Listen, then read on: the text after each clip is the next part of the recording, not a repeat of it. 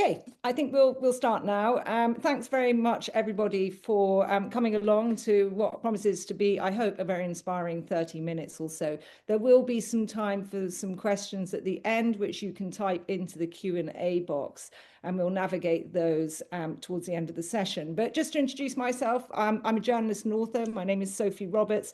I'm a friend of the COMO brand, a great supporter of the COMO brand. I've done some consultancy for them over the years, and I think they're pretty special. Will Bolsover, a dear friend of mine, I've worked with him in the field as a journalist. He's the CEO and founder of the travel outfitter Natural World Safaris. He's the real deal. He takes customers into places where it's hard to get, of which Svalbard is one, which makes this a perfect collaboration between a luxury hospitality brand and a small ship expert into a land where there is nowhere else to really stay. So we're going to be sharing some pictures, and I'll be asking Will some questions as he talks through them. And like I say, time for questions at the end. But Will, welcome to the webinar, and thanks for doing this. But the Arctic is a huge place. Why Svalbard? Why go there? Yeah, I think it's a good question, and nice to be here. I mean, the collaboration we have with COMO and accessing this area is really unique. I think it brings a lot to the table in terms of the expertise of COMO and also Natural World Safaris, but the Arctic itself, and we're careful how we say this, but it is a wild frontier, frozen frontier that is almost on our doorstep, especially from Europe, a couple of hours, 2-3 hours, you're up into Oslo, and then from then you kick on up to the Spitsbergen archipelago and Svalbard. And it gives you access to this raw wilderness that you see on your screen here. This glacier front is just an example of that. So to be able to get up there in a respectful way and explore sort of one of the last frozen frontiers that we have, I just think it's one of the best things that you can do in the travel arena these days. So I'm pretty much up there every year as it is. On that accessibility, Will, let's just drill into that a little bit. It's Oslo, then it's a flight up to Longyearbyen. Longyearbyen, yeah. Okay. Yeah. And that's and Oslo is well connected with the rest of the world, because the COMO customer isn't just coming from Europe, but also across from Asia and America too. But the other thing I think we should point out is at the moment the Arctic is quite a geopolitically charged place, but this part of the Arctic is super safe. Yeah, no, it's definitely safe. There are different nationalities up there. I think that's one of the things when you look at the Arctic or the Antarctic, they are shared areas, but it is safe. We've operated up there for 10 plus years. We're members of IECO as well, which is an organization that basically monitors and puts in place regulations as to how to operate there from an economical point of view, from a wildlife, environmental point of view, sorry, and also in relation to the politics that go on up there, which are obviously a key element of what happens as we see at the moment. But yeah, it's a very quiet and very safe area.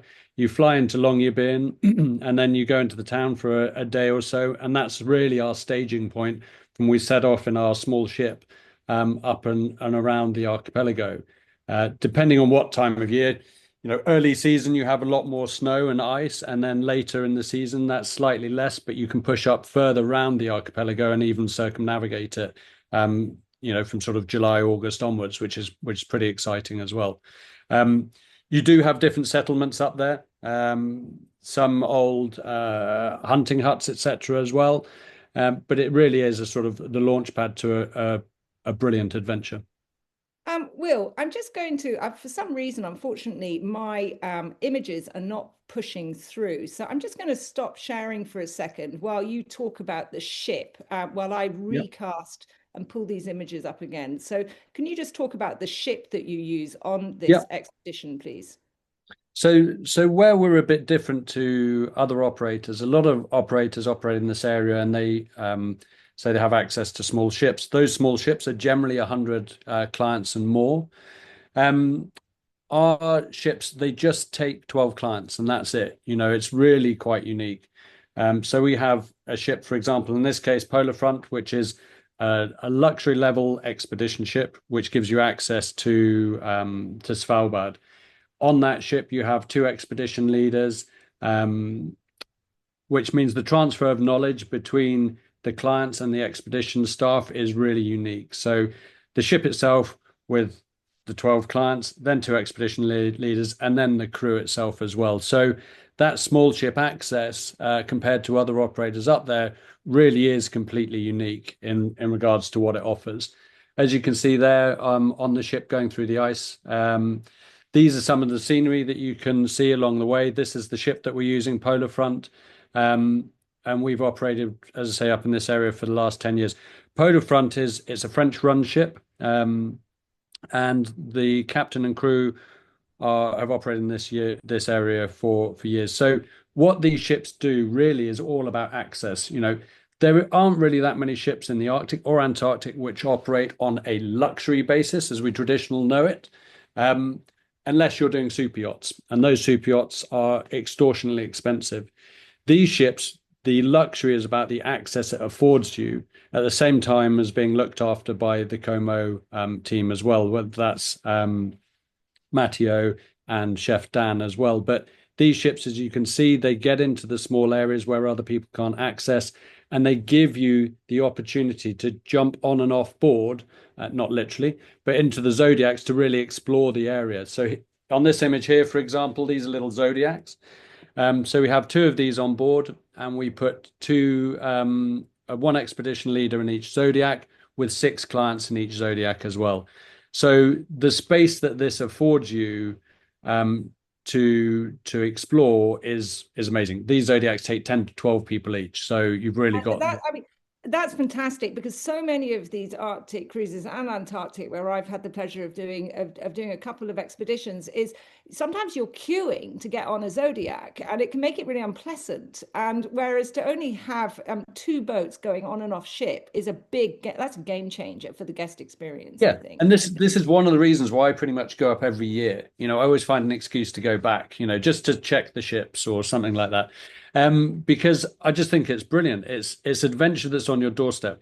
At this time of year as well, May through to September, you have 24 hours of daylight, which is a surreal experience in itself, it's an otherworldly experience. So again, you won't get it on the big ships. If you see a polar bear or an Arctic fox or anything at 3 o'clock in the morning, our expedition leaders, as long as you've said that you want to do it, they'll come and wake you up, and they will get you in a Zodiac, and you'll be off to see that polar bear or the whales or whatever it is and experience that. You are off the ship in 10 minutes, and that's the huge difference and the make or break between, a good sighting or seeing a polar bear's bum and seeing a full polar bear in its environment and, and sort of on a hunt or anything. So the small ships give you that access, and that's the luxury about what COMO is doing up there.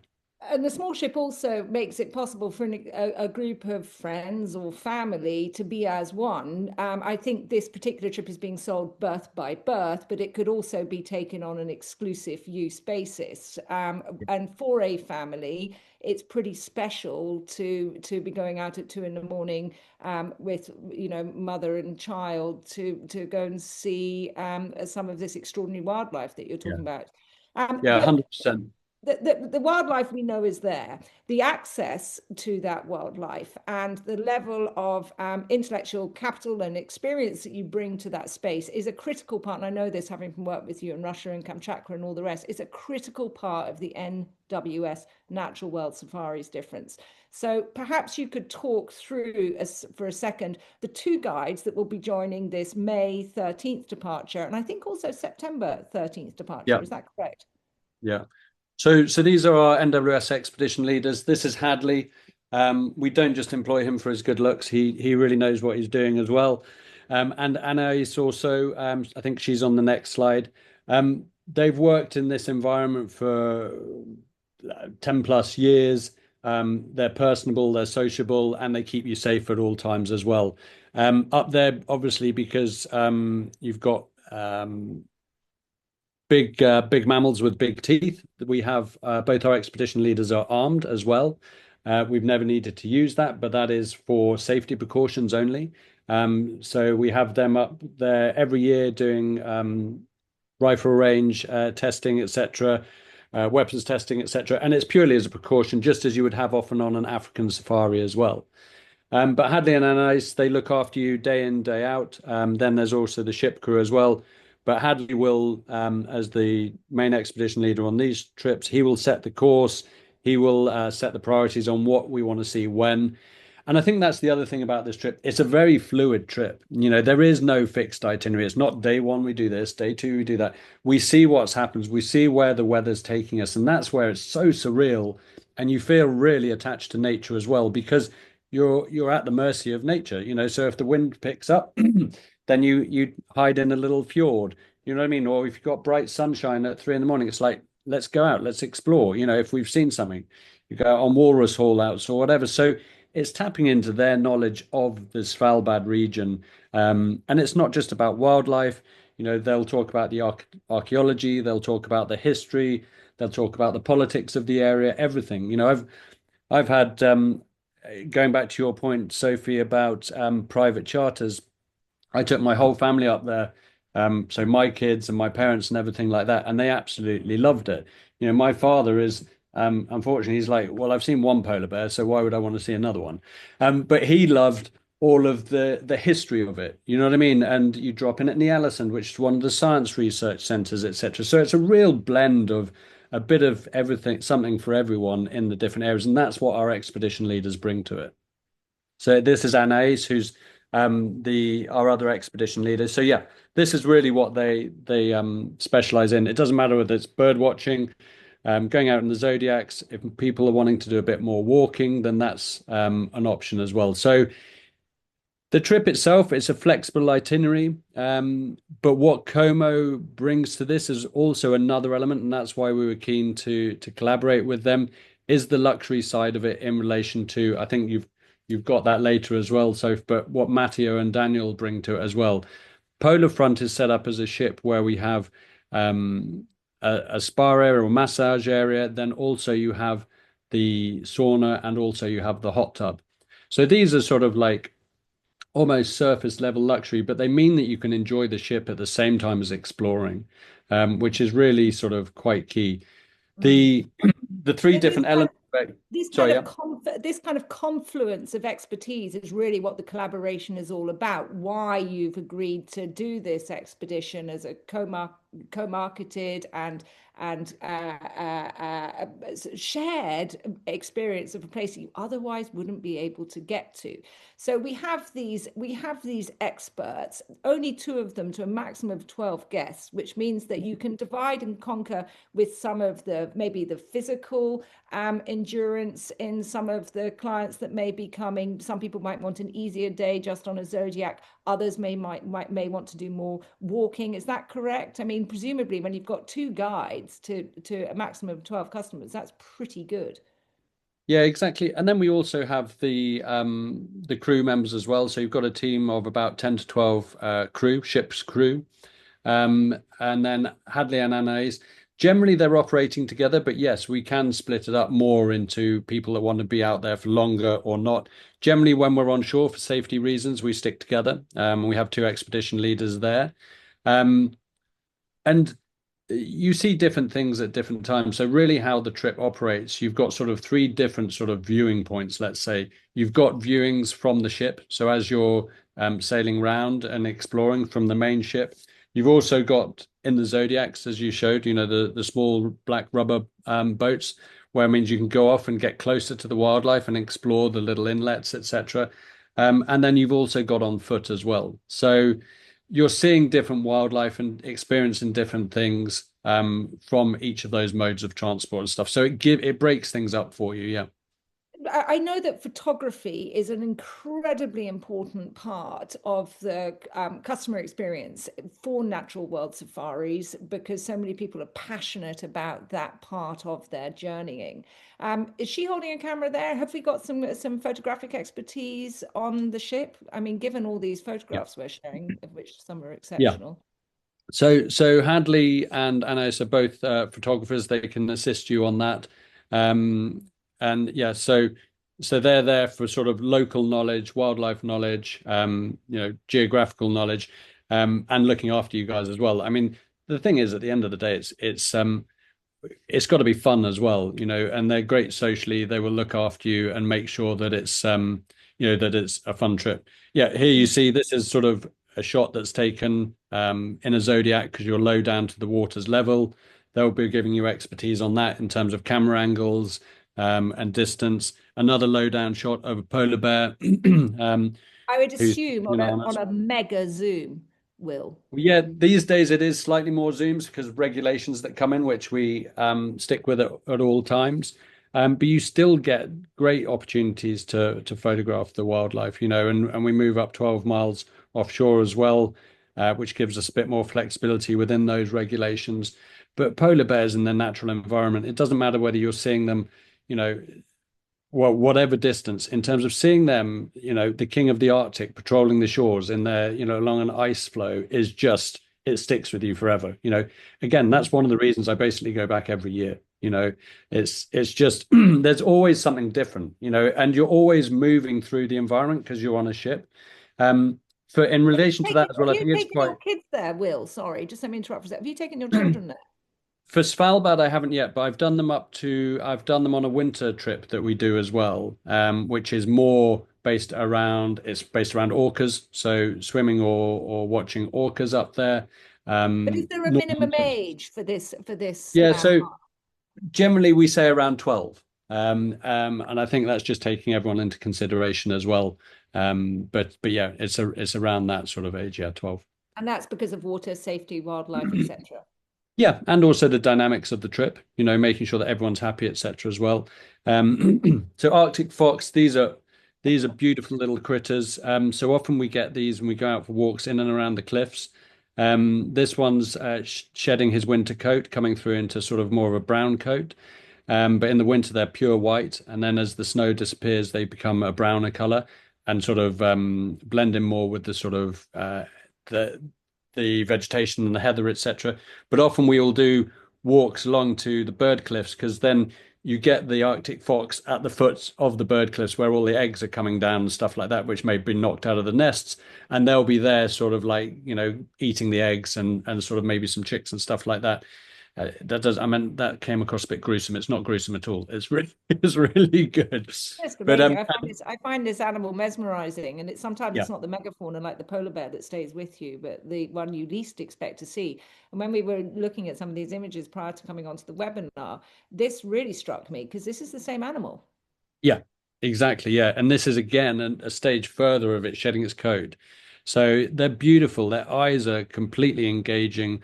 They're these beautiful little pristine creatures living in these little fox dens at the foot of bird cliffs, as I say. And as you can see there, it's starting to blend in with the moss and the lichen, etc., which is, they're hard to see in terms of when you're just looking at, white on white or a blacky browner color on that background. So yeah, it's not all about the megafauna. This segues well, Will, into a conversation about seasonality, which is, often the key to the kingdom. You don't want to go to the Masai Mara when it's emptied out the herds. So let's talk about that. 2 expeditions, one from May 13th to the 23rd, the second from September 13th to 24th.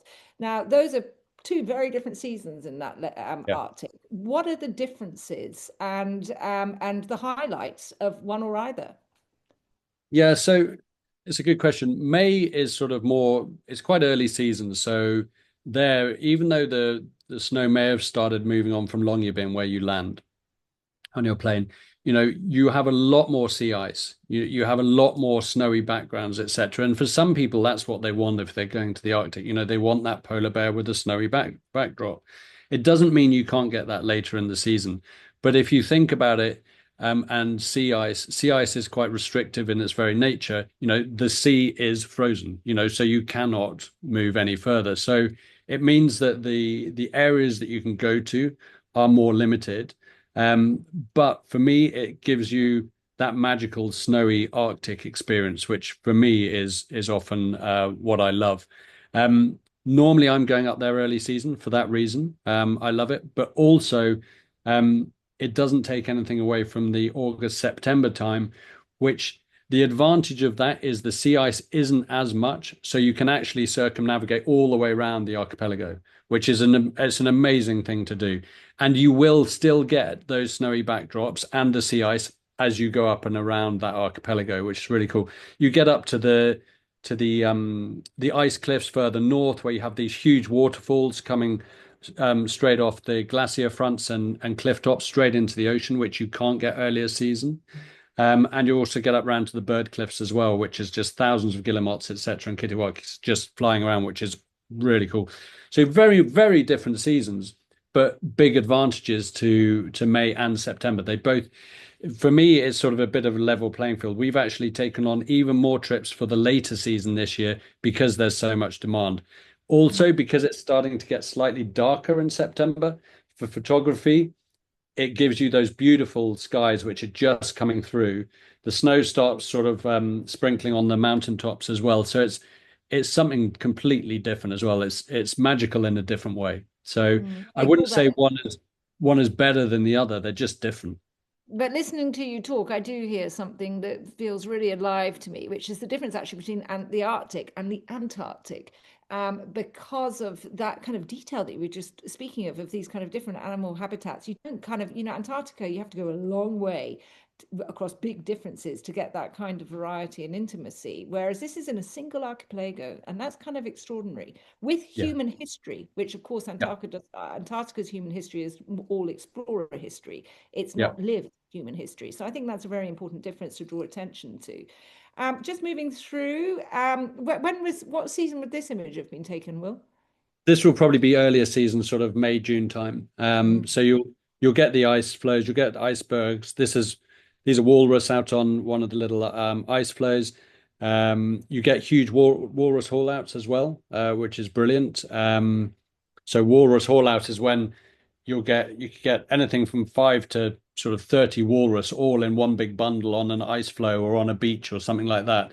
And the noise and more importantly, the smell is pretty pungent. But it's brilliant. You get these big beasts. Look at them. They're beautiful. And this will probably be in a zodiac. You could be sort of like 20, 30 meters away from this. And it's the size and everything that you get. It's difficult to put into words sometimes because, again, just going back to what I was saying, it's all on your doorstep. This is a few hours away from Europe. And I know obviously coming further afield, but it's still an accessible area that is still very pristine and very untouched, and that's why for me it's a no-brainer. Walrus, polar bears, I think you've got reindeer in here as well. So walrus generally you may see. Yeah. Just on that point about accessibility, again, an important difference. If you do an Antarctic cruise, it's 2 days across the Drake Passage to get down to that mainland. Can be 3, yeah. 2 to 3 days. When we're leaving, and I can't say it, Longyearbyen. Longyearbyen, yeah. That one. When we're leaving there and we're on the boat, it's day 1. How soon are we into these landscapes that we're seeing on these images? Pretty much straight away. So sometimes when we've left Longyearbyen, the port, you're straight into the sea ice. I think last time I was up there, we saw our first, and obviously it depends, but we saw our first walrus within 30 minutes, just on a lone dot of ice as we were coming out of Longyearbyen. And Longyearbyen itself, you have polar bear warnings. You can walk around the town, but you cannot walk further afield because there are polar bears around. So it's straight there as soon as you arrive at the airstrip in Longyearbyen. That sort of frozen, rugged environment. Also in Longyearbyen as well, which I quite like. You've got the old coal mines, etc., which one of them is still active. You've got those dotted along the cliff line. You can explore those as well. Get access to that. There's the Arctic Vault, which is where you now store sort of your your sort of what you want to be remembered for, whether it's your image work or your journals or whatever. You can store that 300 meters into a mountain and 300 meters down, and you can lock it there, and it will be opened in, I can't remember how many years it is now, but it's basically this huge treasure trove of stuff. You also have the Seed Vault, the Global Seed Vault, which no one is allowed to access. And that is just 5 minutes away from the airport. And that is where they have storage in case of a global issue, a nuclear war or something like that, where you have all of the seeds and plant life and everything stored there. So it's a hugely important area, this. I'm just going to crack on, Will. I'm conscious of the clock here, but Yep. look, any one of us could Google Arctic cruise now and find a whole host of other options. Why is this different, and why this collaboration? Can you speak to that in really specific terms? Yeah, I mean, these guys on screen, Chef Dan on the left and Matteo, the health guru on the right, these are why we do it. That level of expertise. We are experts as a company on putting people in the right place at right time, but COMO's experts and specialists in providing, the food and the health arrangements, the health profile to go with that as well. And to have access to that in the Arctic is the best of both worlds. I think that's pretty unbeatable. So sort of haute cuisine in the high Arctic, I was saying the other day, and that's brilliant. Be on the ship, small ship, only 12 of you, whether as a family or as some, unique individuals or couples, etc., and to have access to Dan and Matteo as well. It's a no-brainer, for me in terms of it gives you that comfort and that lifestyle element. Well, I'll speak to that a little, if I may, having worked with Chef Dan and the owner of COMO Hotels and Resorts and founder, Mrs. Christina Ong, on her cookbook COMO Simple. And it's the point of view that Chef Dan takes and that the COMO group takes with its food is it's haute cuisine is kind of almost too grand a word for what is incredibly nutritious, thoughtful, globally influenced cuisine from an Australian chef who came up through Neil Perry at Rockpool in Sydney, an iconic restaurant. And everything is about this kind of cleanness and clarity of taste and a provenance of those ingredients. And I think that's really important. You feel good, you feel well on Chef Dan food.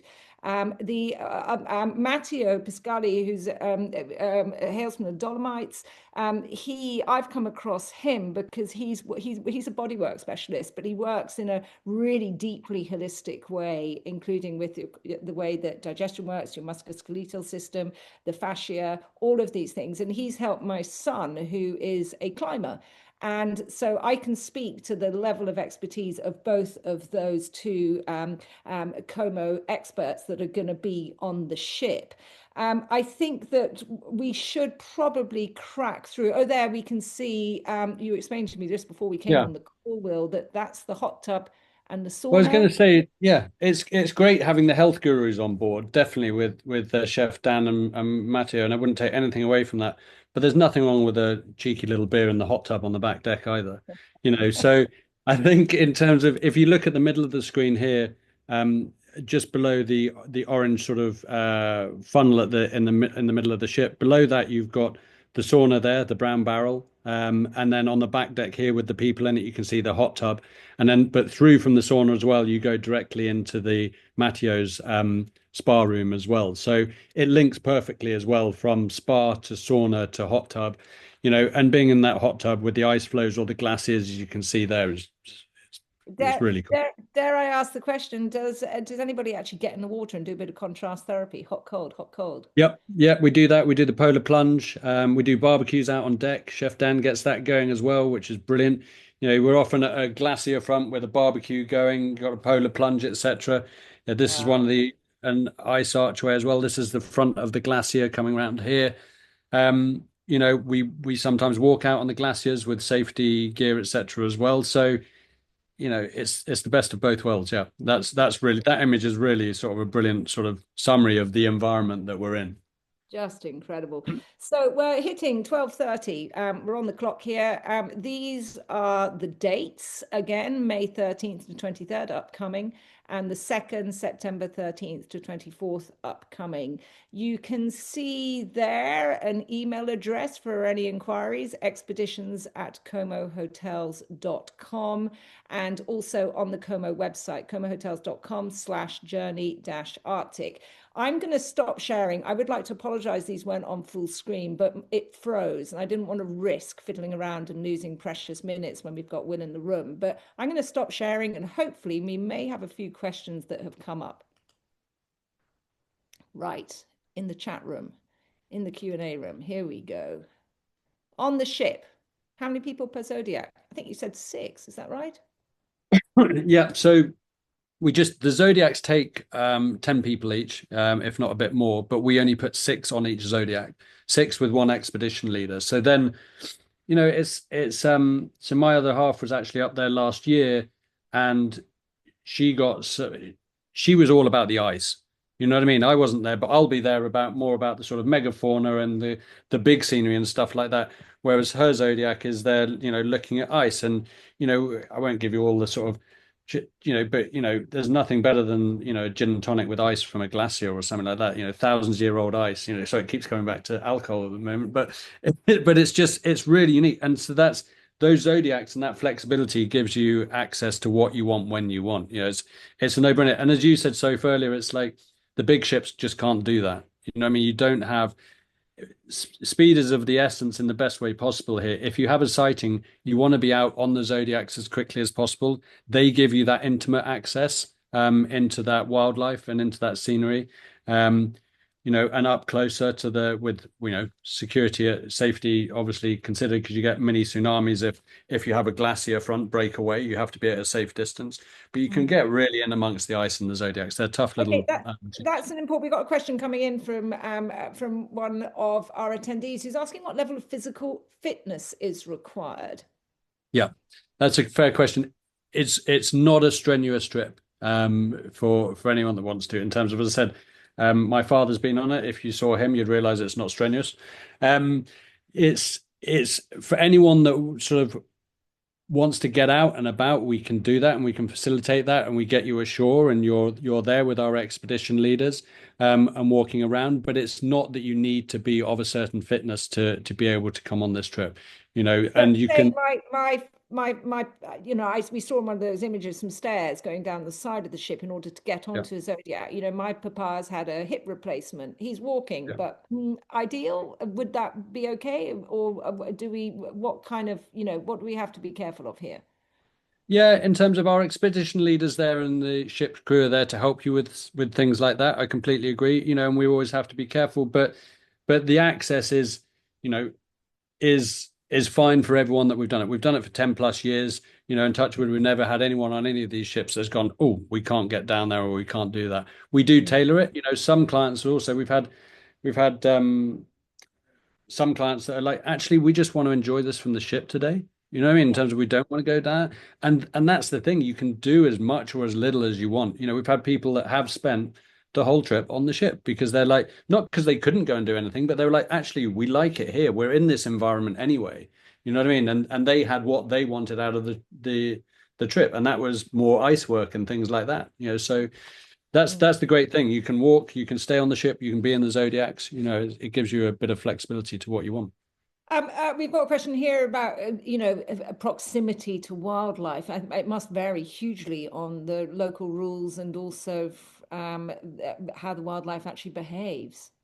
Yeah, no, so it's and don't quiz me on the exact regulations at the moment, because they changed in the last 18 months. So last year was one of the first years that they did it. And we adhered to those, and we had some of the best feedback we've ever had on these trips. Just because we manage people's expectations, it's run well, we get into the right position while sticking to the regulations to give those good sightings, and those sightings are in certain areas of Svalbard, but and they vary in terms of the regulations and the distances, depending on whether it's a walrus or a polar bear or whatever. So it just varies on each individual sort of wildlife, but we stick to those. But some of the footage and images that we got out of the trips last year were the best that we've ever had. And we work with a lot of professional photographers from, we've had David Yarrow up there, we've had Ben Hardman, we've had Don McCullen, we've had Keith Lazinski, Chris Michael, National Academy of Sciences portrait. Andy Mann's work. I think Andy Mann's work is being published on the COMOHotels.com website. Actually, it's so beautiful. It really is exquisite. But I've got one question that is coming in about photography, and I'm really nervous about asking you it, Will, because I know how long you can talk about lenses. But okay, I'm going to give you one answer, one to the question, like one lens. Okay, one lens. What should I bring? Well, I'll do one wide angle, one telephoto, one. No, you won't, Will, because we're on 12:36. We're 6 minutes over. I would say is 70 to 200 is probably one of the best lenses there is, because you've got the flexibility with that, you know. Or if you've got two lenses, 24 to 70 and then a 70 to 200. That's all you need. You know what I mean? In terms of it's, so I've got two lenses in there. 24 to 70 and a 70 to You snuck 200. it in. Yeah. We've got there's some interest from clients coming in from Asia. They may need to rest a little before getting straight onto a ship. So how long do you get to spend in Longyearbyen? So at the moment, we just have one night built into that. But some people break it up if you're coming from a long distance in terms of Oslo. You know, often you fly into Oslo and then it's only a 2.5 hour flight from Oslo to Longyearbyen. So it's quite cool to break it up and spend a bit of time in Oslo, because you've got some brilliant hotels in Oslo and you've got some brilliant cuisine as well in Oslo. You know, you've got some great Michelin star restaurants, etc., and everything like that. So, or you can do it in Longyearbyen as well. You know, Longyearbyen is a great place to sit and relax and enjoy. And you've got two or three. I mean, we include that as well. Groove Le Garret, which is a brilliant restaurant just out of town, old mining cabins, etc., which have been converted, and we include the And you tasting can menu. share a little bit of insight if people do want to spend a couple of days in Oslo at the Yeah, beginning or the end. You can yeah, help with that. yeah, exactly. Yeah, yeah. Okay, so this is great. I think we're coming to the end of our time, Will. Again, my apologies to everybody that's been watching this, that they didn't get the full screen value of these beautiful images. But I certainly hope you got a sense of what these two expeditions promise.